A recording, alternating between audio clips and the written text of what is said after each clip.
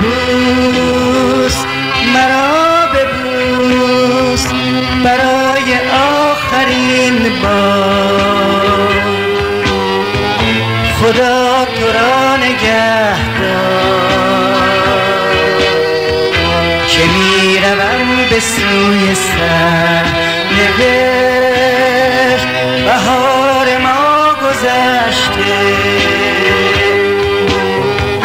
گذشته ها گذشته،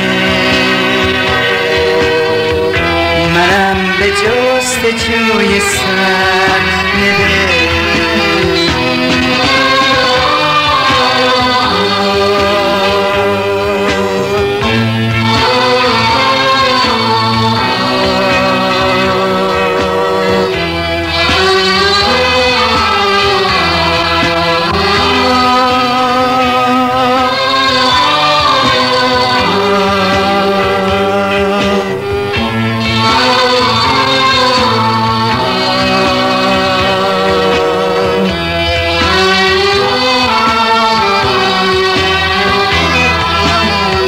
دختر زیبا امشب بر تو مهمانم، در پیش تو میمانم تا لب بگذاری بر لب من. دختر زیبا از برق نگاه تو، اشک بیگناه تو روشن سازد یک امشب من.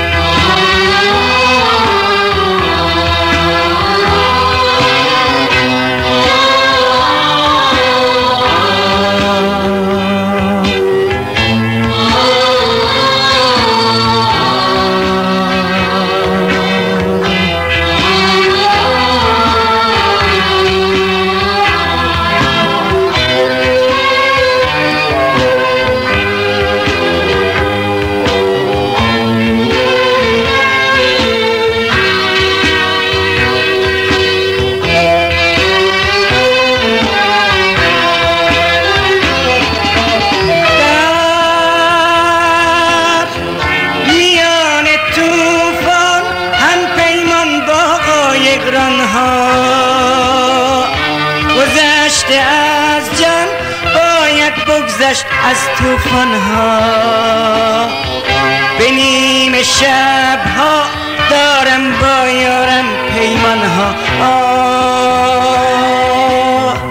شب سیاه سفر کنم، ز تیر راه گذر کنم.